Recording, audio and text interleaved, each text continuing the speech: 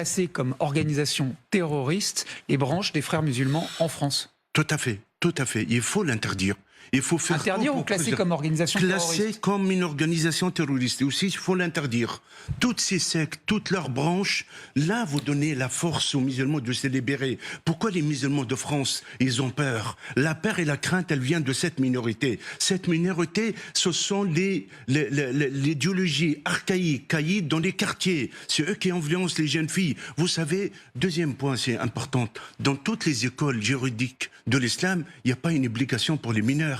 On ne peut pas obliger un mineur ni de pratiquer n'importe quelle religion. Ça veut dire quoi? Ça veut dire que je soutiens totalement la loi par rapport à l'interdiction de voile pour les mineurs. Ah oui, y compris sur le voile pour les mineurs?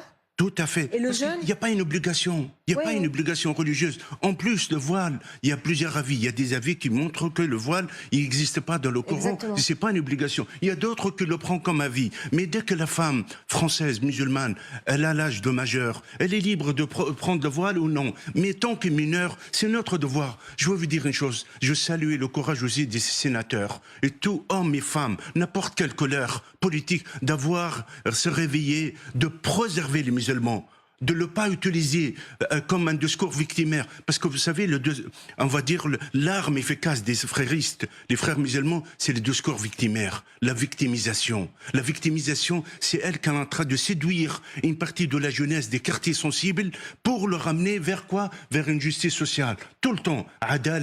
Triste de le dire, la politique anglaise, leur service, jusqu'à aujourd'hui, soutient les frères musulmans. Les leaders, ils sont installés là-bas. Mais la masse, elle est en France. Parce que la communauté musulmane la plus importante de l'Europe, mais en sachant, il ne faut pas perdre de l'espoir. La France reste toujours, pour moi, sa société civile, elle a la conscience, elle commence à se réveiller. Il ne faut pas tomber dans les extrêmes, ni l'extrême gauche qu'elle utilise, qu'elle est complice avec ces islamistes. À leur fin électorale, purement, elle ne veut pas changer ni la situation du musulman, ni l'extrême droite aussi, qui fait peur les musulmans. Dès que j'ai annoncé par rapport au voile intégral, vous savez, le voile intégral, c'est pas le voile. Le voile intégral n'a rien à voir, ni la religion, ni d'autres. C'est une culture, il y a 14 siècles, qui n'a rien à voir religieusement. Ils m'ont pris, les frères musulmans, comme un cible. Les mis, ils m'ont diabolisé.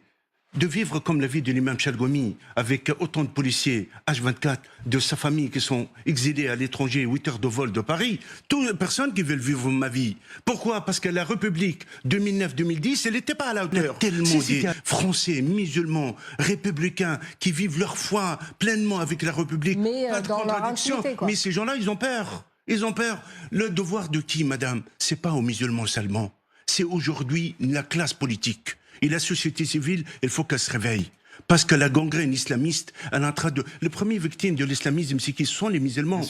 Vous avez presque 2000 personnes qui ont rejoint Daesh. Vous avez plus que 5000 fichiers S. Vous aviez 250 mosquées liées à l'organisation des frères musulmans. Vous avez 2500 sites internet qui sont liés à l'islamisme francophone entre la Belgique et la France. Alors c'est trop tard, qu'est-ce qu'on peut faire contre tout ça? Non, c'est pas trop tard, madame. Sinon, on va dire ils ont gagné, ils n'ont pas gagné.